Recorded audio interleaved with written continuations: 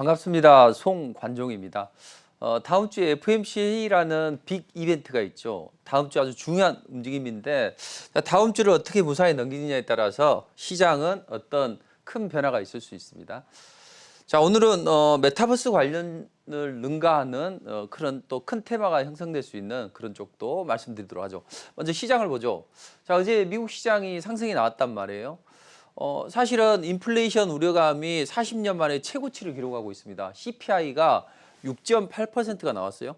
월가에서 예상하는 것도 6.8%인데 시장의 예상이 부합했다는 이야기죠. 자, 그럼 최근에 40년 만에 물가가 가파르게 상승하고 있고 또 계속 이어지고 있는데 이렇게 되면 다음 주에 있을 FOMC 회의에서 좀 매파적으로 전향을 하고 금리 인상에 대해서도 우리가 하는 목소리가 나오지 않을까?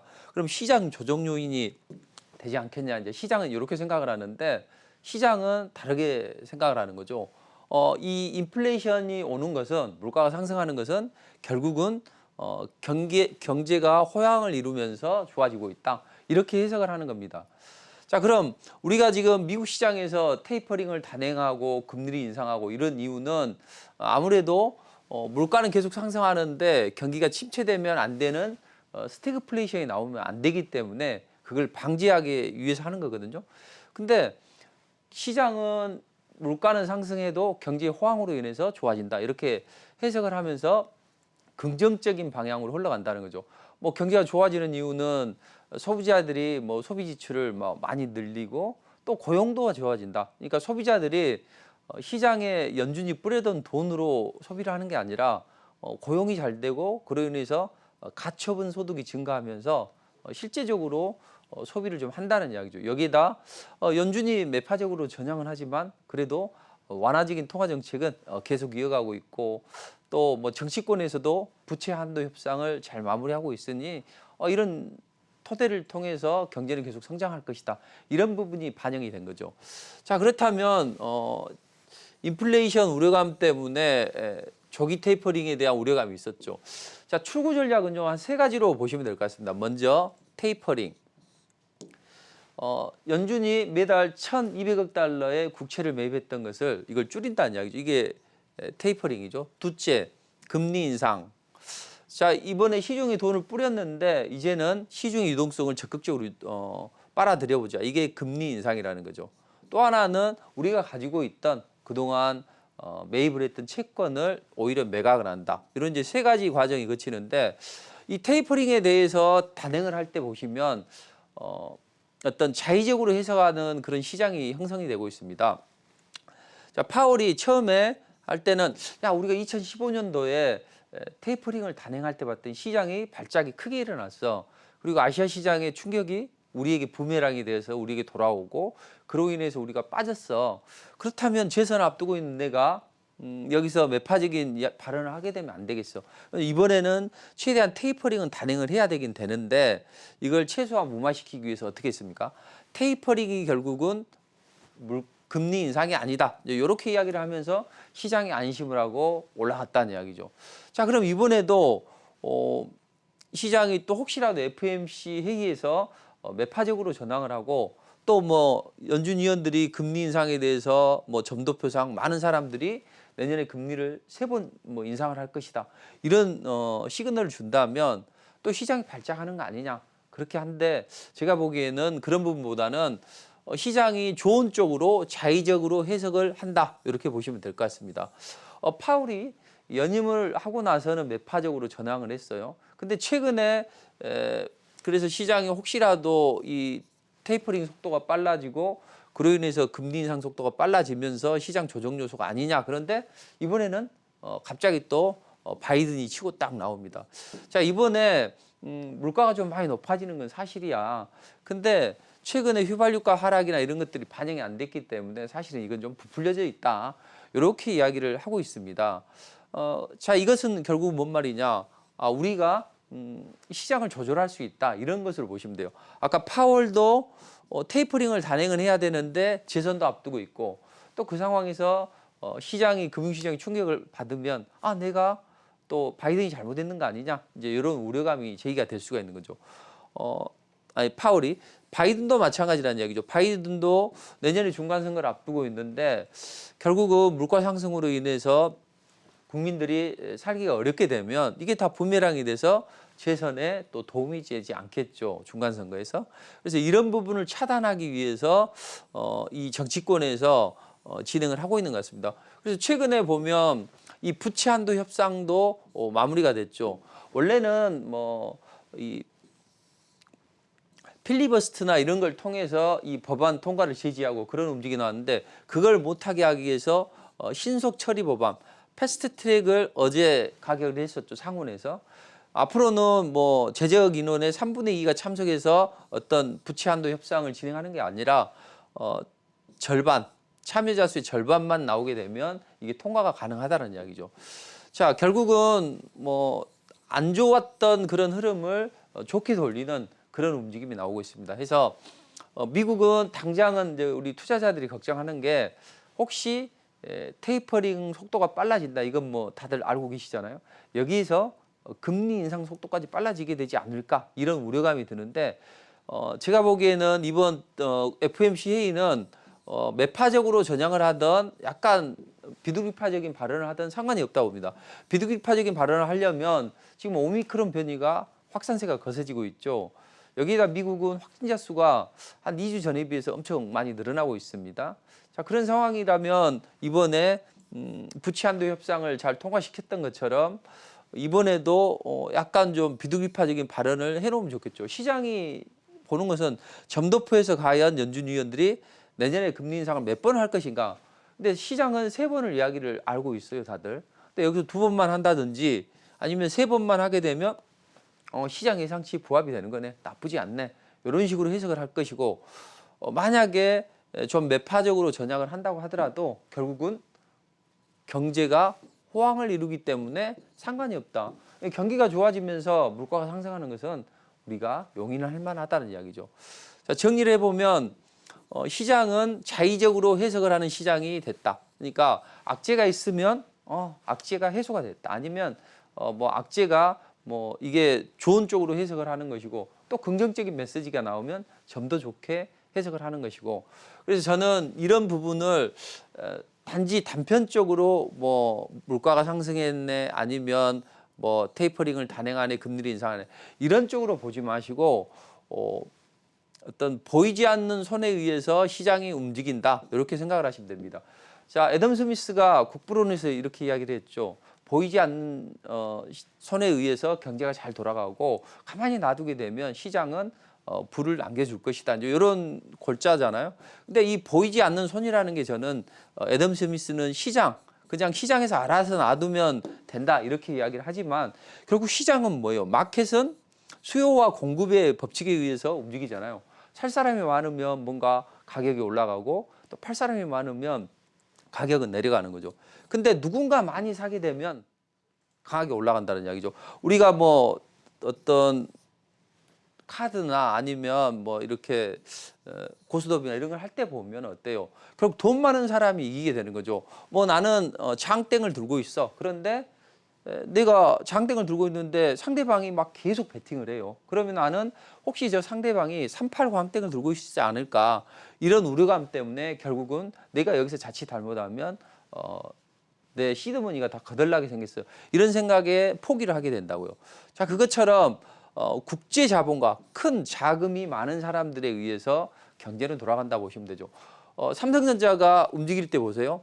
제가 지난주에 삼성전자에 대해서 좀 자세하게 설명을 해드렸지만 결국 삼성전자나 아니면 SK하이닉스 이런 종목들이 올라갈 때 한번 봐보세요. 그러면 갭 상승을 해서 강하게 밀어붙입니다. 뭐 어떤 외국인 기관들이 수많은 외국인 기관들이 있는데 이 사람들이 다 연락을 해서 그렇게 하겠습니까?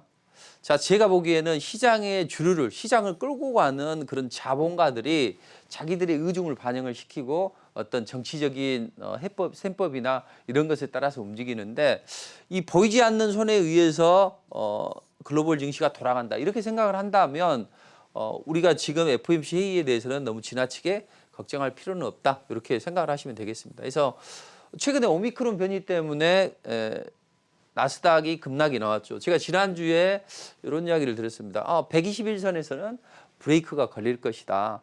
그리고 한 수요일 정도의 반등이 나올 것이라고 제가 이제 공개 방송을 통해서나 이제 말씀을 좀 드렸는데 제 생각보다는 하루 빠르게 올라갔어요. 자, 오미크론의 충격이 제한적으로 작용을 하는 거죠. 그래서 오미크론이든 FOMC이든 제한적으로 작용을 하는 것이고, 다음 주에는 아마 FOMC 회의 때문에 약간 등락을 하겠죠. 이것은 이제 어제 제가 새벽에 이제 작성해 놓은 것이라 양봉이 형성이 됐죠. 그래서 21선에 안착하는 그런 정도의 흐름이 나올 것이라고 보시면 됩니다.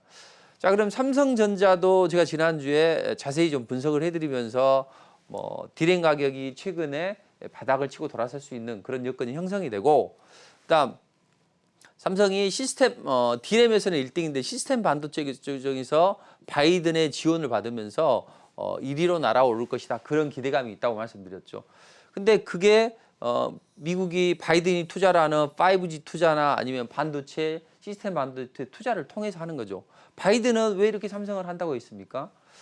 혹시라도 대만을 중국이 먹을 수 있으니 거기에 대비하기 위해서 TSMC를 미국의 애리조나 공장으로 이전을 시키게 하고, 혹시라도 또 대만을 홍콩처럼 지난번처럼 그렇게 해버리면 TSMC가 또 중국의 입김에 작용을 할 수밖에 없기 때문에 그걸 방지하기 위해서 삼성전자를 미국의 공장을 세우게 하는 것이다. 근데 제가 어제 그런 말씀 드렸을 겁니다. 그때. 자, 그렇게 되면 결국 삼성전자는 TSMC를 못 따라붙죠. 시스템 반도체에서. 근데 왜 못 따라붙습니까? 대형 업체들이 다 TSMC에 몰아주기 때문이다. 그렇다면 앞으로 공장도 증설하게 되고 어떤 바이든의 전략적인 과정을 살펴보면 결국 삼성한테 물량을 줄 수 있다. 그래서 삼성이 클 수 있다. 이런 것들을 보면 다들 어떤 보이지 않는 그 손에 의해서 움직인다는 거죠. 근데 지난번에 뉴스가 보니까 그런 이야기가 나왔습니다. 미국의 대형 기술주들이 삼성에 드디어 시스템 반도체 물량을 주문을 한다. 이런 이야기가 나왔었죠. 앞으로는 이렇게 가속화될 수 있다는 이야기죠. 자, 그래서 정리를 해보면 우리는 항상 시장의 앞에 주어진 것만 판단을 하려고 합니다. 그러나 한 발 앞서 나가서 먼저 시장의 어떤 선견 지명을 가지고 앞서 나가는 전략이 중요하다. 물론 고독할 때는 있어요. 그래서 보이지 않는 앞으로 가기 때문에 때로는 틀릴 수도 있고, 또 하지만 결국은 우리는 시장을 예측하고 가야만 여러분들 그 정신 건강에도 좋다는 거죠. 빠지면 괴롭고 또 올라가면 화나고, 이게 아니라 저들의 의도가 뭔가 보이지 않는 손에 의해서 국제 글로벌 증시가 움직이는데 어떻게 진행이 될 것인가, 이렇게 보시면 될 것 같습니다. 자, 그럼 이제 다음 주에 또 다음 주 이후에 과연 또 산타랠리가 나올 것인가, 이제 이런 부분도 고민이 되시고 또 기대도 되고 하실 거예요. 근데 제가 보기에는 한번 눌림은 줄 수 있어요. 그렇지만 그 다음에는 좀 빠르게 움직이는 그런 구조로 가지 않겠나 싶습니다. 보통 주가가 급락이 나오게 되면 이제 주가는 쌍바닥을 형성해요. 근데 쌍바닥을 형성하는 과정에서 이렇게 쌍바닥이 정상적으로 이런 모습을 가는 게 좋은데, 간혹은 이렇게 갈 수도 있고 쌍바닥을 치는데 간혹은 한 번 더 뺐다가 이렇게 갈 수도 있습니다. 근데 지금 우리 시장이 쌍바닥을 형성하는 구간인데 과연 어떻게 진행이 될까요? 제가 보기에는 이런 눌림을 줄 가능성이 있어요. 그래서 눌러주더라도 빠르게 올라올 수 있고, 아니면 가장 좋은 시나리오는 61선 위에서 바로 움직이는 게 좋은데, 눌러준다 하더라도 빠르고 짧게 눌러줄 수 있고 그 다음에 움직일 수 있다. 코스닥도 마찬가지입니다. 제가 코스닥도 지난번에 이 21선과 61선의 배열도를 잘 보라. 보통 투자자들은 어떤 한 이평선을 가지고 이평선을 깼네, 이평선의 추세가 어떻네, 이렇게 1차원적으로 판단합니다. 그렇게 해서는 저들의 의도를 파악을 할 수가 없어요. 자, 여기서 저들이 의도적으로 흔들었다고요. 떨구기 위해서. 항상 시장을 흔들고 가거든요. 또 특히 지수가 상승하기 전에는. 근데 중요한 건 흔들려도 이 61선 위에 녹색선이 61선이고 파란 굵은선이 21선인데, 이 녹색선 위에 21선이 있다. 그렇다면 이건 빨리만 되돌려 세우면 된다. 그러니 반드시 우리는 다음 주에 빠른 반등이 나와야 된다. 이런 말씀을 제가 무료 공개 방송이나 이런 데서 메시지로 제시해드렸고, 근데 이렇게 움직였어요. 근데 이제 만약에 조정을 받는다면 살짝 눌러주는 쪽으로 가야죠. 만약에 코스닥이 한 1000포인트 아래로 990포인트 아래로 계속 빠지게 되면 코스닥은 못 가는 거예요, 당분간. 그러니까 반드시 기억하시면서 살짝 눌림은 줄 수 있다.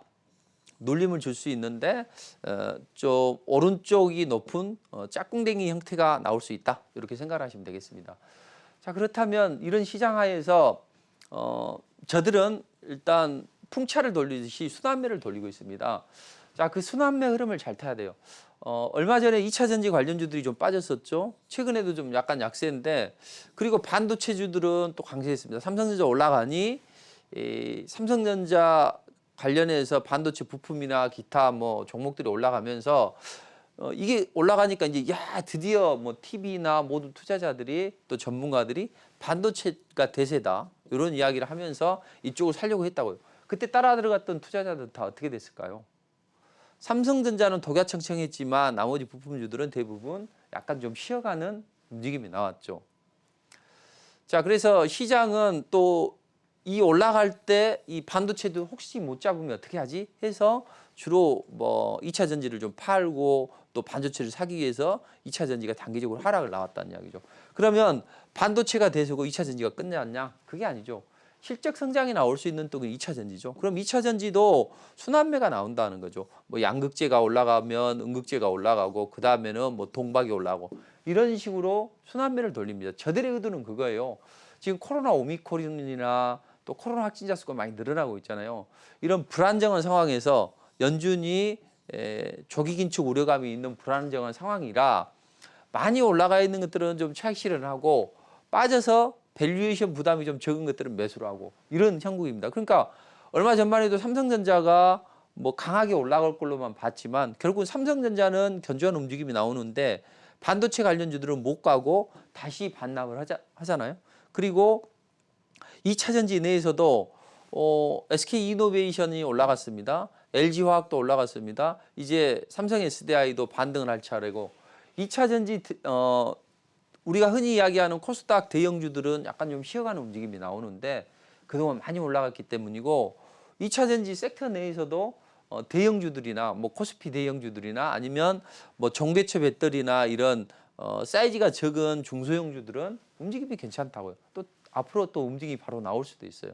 그러니까 최근에 순환매 흐름은 저들은 순환매를 시키는데 밸류에이션 부담이 적은 것들을 바닥권에서 자꾸 산다. 바이오도 바닥권에서 이슈가 있을 때 한 번씩 튀어 올라가고 반도체도 이슈가 있을 때 튀어 올라가고 2차 전지는 너무 올라갔으니까 많이 약간 눌러주고 2차 전지 내에서도 대형주들은 너무 많이 빠졌으니까 반등을 시킬 것이고 중소형주도 반등을 시킬 것이고 이렇게 순환매 양상이 전개가 된다는 이야기죠. 그러니까 앞으로는 반도체, 2차 전지.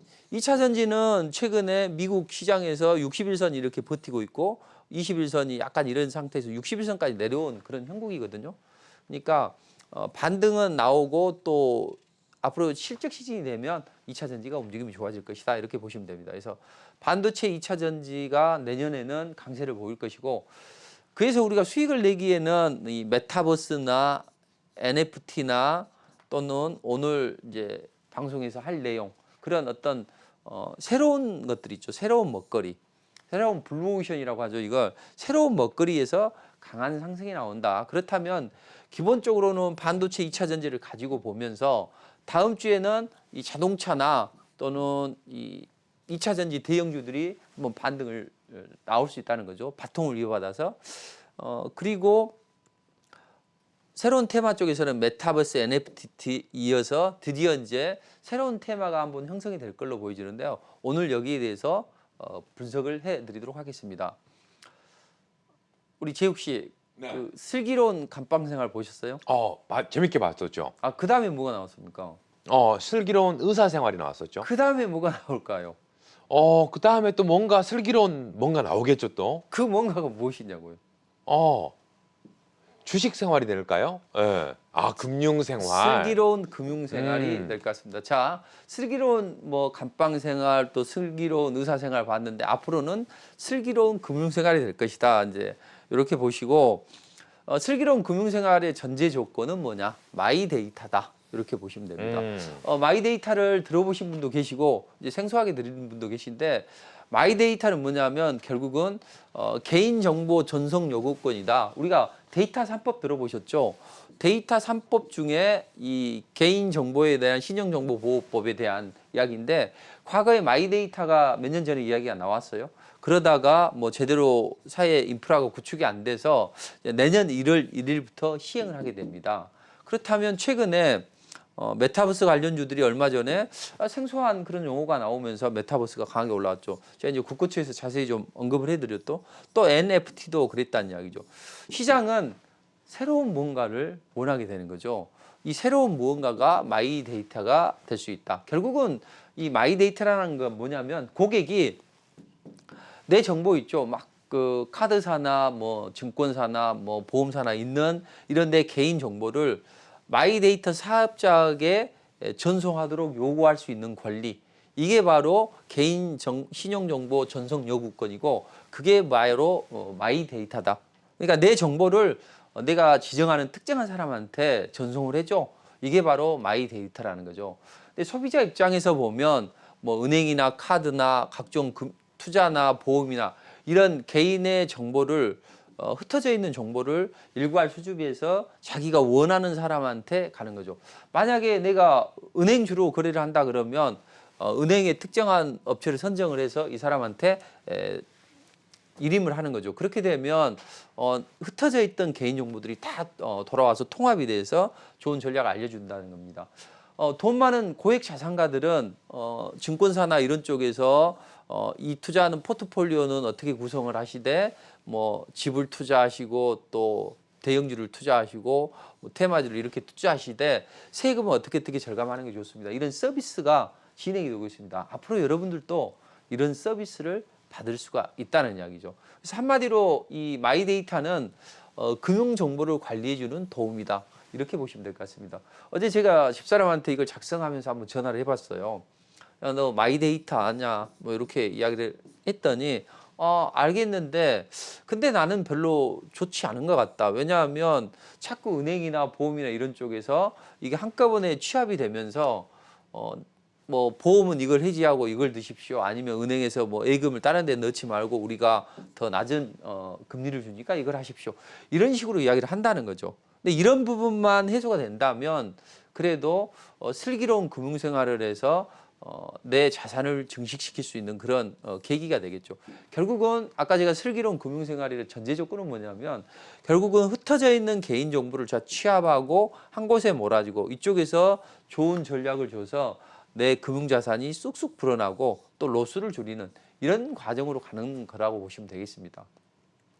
그래서 지금 이 내 마이데이터를 하게 되면 각각 흩어져 있는 것을 가지고 뭐 내가 일일이 다 챙겨야 되잖아요. 다 적어놔야 되잖아요. 가계부에다 다 적어놔야죠. 카드 만기가 언제지? 근데 내가 좀 땡겨졌었어. 그럼 이걸 해야 되는데 깜빡 또 그날 또 중요한 또 시아버지 생일이 있었어. 그래가지고 이건 내가 잊어버렸어. 연체되고. 그럼 신용정보도 안 좋아지고. 이렇게 하면 안 되잖아요. 그러니까 이런 부분을 꼼꼼히 자 오늘은 뭐 카드 대금 상황입니다. 또 대출 만기가 언제입니다. 이런 것들을 일괄적으로 관리를 해줄 수 있기 때문에 이걸 잘 활용한다면 좋은 결과가 나올 수가 있죠. 그래서 우리가 마이데이터를 하면서 그냥 은행에 흩어져 있는 또 뭐 증권이나 각종 금융 흩어진 나의 정보를 취합하는 것뿐만 아니라 여기에 더불어서 봤더니 지금 예금이 500만 원인데 지금 이 500만 원 동안 장기적으로 안 쓰고 계세요. 이것을 정기예금으로 들어놓으면 10만 원은 버실 수가 있습니다. 이렇게 한다든지 아니면 외식비가 이렇게 많은데 지금 소득에 비해서 여행이나 외식비가 너무 많아요. 그러니까 이것을 좀 줄이십시오. 이런 컨설팅을 해준다는 이야기죠. 그래서 금융상품 추천해주고 재무나 컨설팅을 해주는 그런 쪽으로 마이데이터가 갈 수 있다. 그렇다면 마이데이터는 뭐 각각 그 업권별로 약간의 특색이 있습니다. 은행에서는 뭐 예적금이나 아니면 뭐 대출 잔액이나 금리나 이런 부분에 대해서 특화되게 제공을 하겠죠. 보험회사에서는 보험에 대해서 주로 이야기를 할 것이고 뭐 증권사나 이런 금융투자 쪽에서는 지금 우리 고객님의 포트가 어떻게 되니? 이쪽은 너무 리스크가 큽니다. 아니면 펀드 쪽으로 드십시오. 시장이 뭐 유동성 랠리가 나올 수 있으니까 이때는 펀드가 좋습니다. 이런 이야기를 다 할 것이고 또 우리가 보면 뭐 통신요금 언제 납부해야 되는지 모르고 내가 과도하게 썼는지 갑자기 해외 전화했는데 이게 로밍이 안 돼서 내 세금 폭탄이 장기적으로 계속 맞을 수가 있잖아요. 통신비 폭탄이. 이런 부분도 절감을 해주고 뭐 정부나 국공서 이런 데서 내가 과연 지방세를 얼마나 내는지 뭐 종합소득세를 얼마나 내는지 이런 것들이 다 데이터가 한꺼번에 오는데 제가 보기에는 아까 제 집사람이 말을 했던 것처럼 정보 노출에 대한 우려가 있잖아요. 그러니까 내가 어떤 금융생활을 주로 하는가를 판단하고 그쪽에 특화된 업체를 선정하시면 될 것 같아요. 결국은 은행에도 마이데이터 업자가 있습니다. 또 금융투자 쪽에서도 마이데이터 업자가 있습니다. 내가 예적금이나 주로 금융활동을 많이 한다 그러면 은행권에서 선택을 해야죠. 대신 내가 투자를 많이 한다 그러면 투자해서 많이 해야 되는 것이고 이런 식으로 자기가 원하는 쪽으로 가면 그래도 이 마이데이터를 잘 활용한다면 슬기로운 금융생활을 할 수 있다 이렇게 보시면 됩니다. 근데 기존의 금융사들이 아직은 발빠르게 움직이지는 못하고 있습니다. 그래서 기존의 금융사보다 한 발 앞서가는 그런 마이데이터 업체들이 있는데 뱅크샐러드 같은 경우에는 어떤 자산관리, 금융, 의료 데이터를 결합하는데 결국은 금융만 하는 게 아니라 의료까지도 결합을 합니다. 자, 내가 침이나 뭐 머리카락을 보냈어. 그러면 이 뱅크샐러드에 보내면 뱅크샐러드에서는 당신은 모태 다이어트입니다. 그래서 뱃살도 많이 나오고 하니 항상 다이어트 신경을 쓰십시오. 아니면 뭐 당신은 배고픈 소크라테스형입니다. 뭐 아무리 먹어도 살 안 찌는 그런 유전자를 가지고 있으니 지금은 그냥 마음껏 드시고 열심히 사색하세요. 이렇게 자세하게 금융뿐만 아니라 의료까지 결합한다는 이야기죠. 그래서 기존의 금융사보다는 한 발 빠르게 진행을 하는 그런 흐름을 보시면 됩니다. 그럼 의료 쪽에 관심이 있는 분들은 내 유전차도 분석해 주네? 뱅크샐러드 해볼까? 이렇게 하시면 될 것 같고 또 대출 관련해서 자동 계산기가 있고 또 원스톱으로 대출 상환 기일까지 계산을 해주는 그런 핀다 이런 쪽을 이용하시면 내가 신용대출이나 대출이 많다면 이런 쪽을 이용하신다면 훨씬 더 또 효과적으로 대응을 할 수가 있겠죠. 또는 젊은 분들은 핑크 이런 데를 이용하신다면 가상자산 시세조회나 뭐 이런 부분에 대해서 특화되어 있기 때문에 더 좋은 흐름이 나올 수 있다는 거죠. 그래서 이런 부분이 우리에게 긍정적인 역할을 하기 때문에 앞으로 금융시장도 좋은 흐름이 나올 것이다. 이제 지금 경제방송을 보는 분들은 왜 저런 이야기를 할까? 마이데이터 이렇게 이야기를 하실 텐데 결국은 이게 투자에게도 도움이 된다는 이야기죠. 투자의 고수의 비법을 한눈에 보여준다. 이런 서비스도 진행을 하는 거죠. 대부분 투자자들은 애널리스트들이나 전문가들이나 뭐 이런 사람들의 이야기를 듣습니다. 근데 그 사람들 이야기보다 좀 더 확실하게 듣는 게 뭔지 아세요? 바로 누가 나하고 같은 동료가 큰 돈을 벌였다. 이거에 뻑 갑니다. 그래서 누가 어떻게 해서 돈을 벌었다 그러면 거기에서 막 신경 많이 쓰는데 자, 이런 식으로 투자를 하시는 분들이라면 증권회사들이나 이런 쪽에서 여러 가지 뭐 투자에 대한 재테크의 금융생활에 대해서 알아볼 수 있는 그런 것은 국민은행에서 제시를 해드리고 미래에셋에서는 AI를 활용해서 투자 성과를 분석해주고 이런 식으로 간다는 이야기죠. 자, 그렇다면 슬기로운 금융생활을 하려면 마이데이터에 대해서 잘 알아야 되고 마이데이터는 결국은 어떻게 설치를 하느냐 앱을 설치하시면 돼요.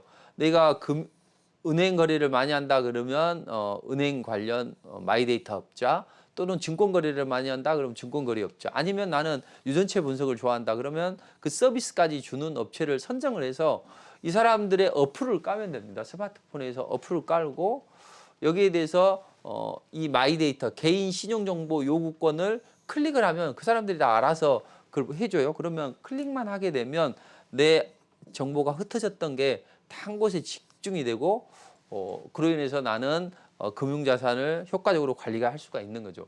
자, 그렇다면 내년 1월 달에 이게 진행이 될 텐데 과연 여기에는 뭐 5식 상계업체가 허가를 듣겠습니다.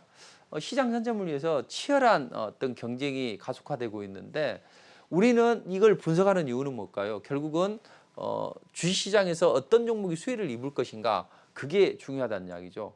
그래서 아까 제 집사람 이야기했듯이 보안에 관해서 상당히 신경을 많이 쓰더라. 그래서 데이터 보안에 관련된 기업들 그리고 어떻게든 이 흩어져 있는 정보를 잘 수집하는가 이게 중요하잖아요. 그래서 데이터 수집 플랫폼에 관해서 특화된 기업들이 좀 강한 움직임이 나올 수 있고 그래서 이 개인 데이터 수집 능력, 개인 정보 보호 능력이 핵심이다. 이렇게 보시면 됩니다.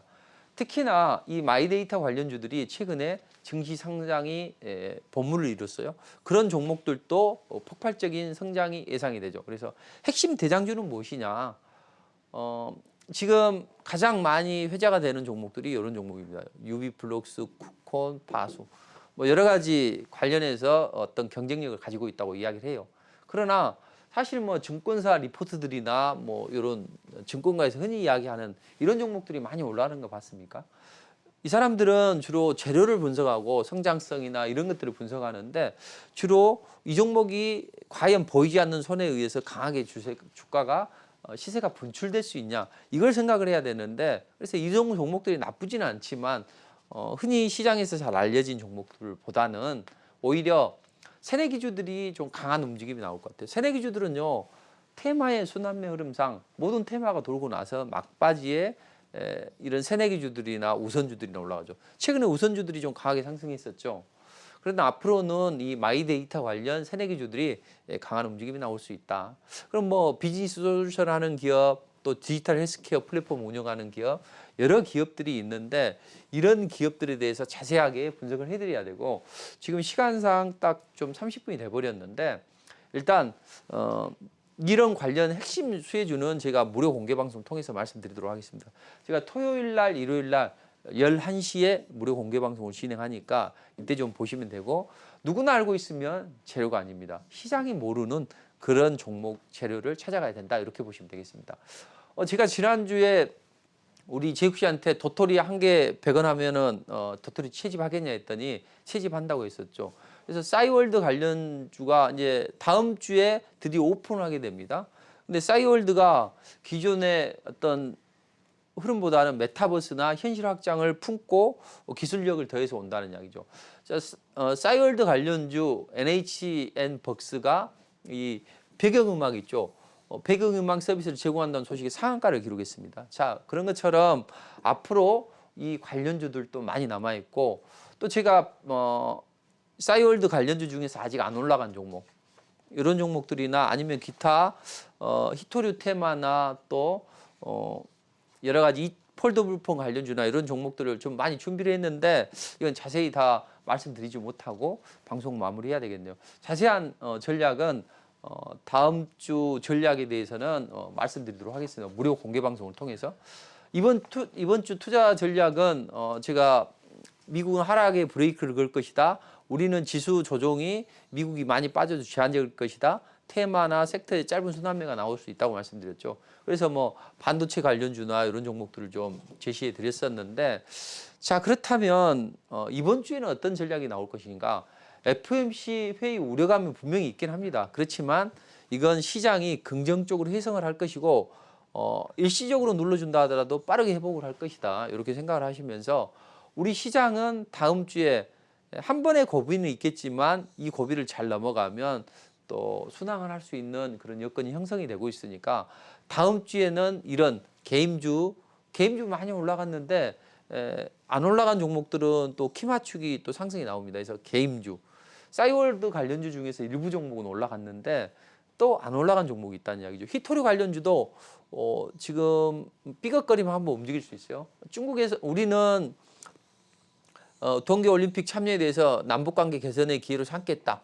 중국은 잘한 일이다. 이렇게 이야기를 하지만 또 가만히 미국이 있겠습니까? 그래서 참 우리는 난감한 입장인데 그런 상황 플러스 또 미국의 대중 압박 전략에 의해서 밸류체인을 와해시키기 위해서 히토류를 가지고 공략을 할 수 있다. 그래서 히토류 관련주나 뭐 다음 주에는 폴더블폰 그리고 마이데이터 그다음 뭐 메타버스나 코로나 관련주하고 임상 관련주를 한다면 그래도 다음 주에는 잘 대응할 수 있지 않을까 이렇게 보여집니다. 그래서 다음 주는 중요한 빅 이벤트도 있고 또 순환매 흐름이 나오면서 자동차나 2차 전지 대형주들이나 이런 쪽으로 상승이 나오면서 새로운 섹터 마이데이터를 잘 보시면서 나머지 이런 테마도 같이 병행을 한다면 좋은 전략을 짤 수 있겠습니다. 그리고 마지막 하나 더 최근에 보면 이 테마들이 선취매를 하면 이것들이 금방 급등이 나오고 좋은 흐름이 나올 수 있는데 어떤 테마가 움직이는데 어떤 종목이 주도주가 되면서 강하게 올라갈지 이건 좀 헷갈린다는 이야기죠.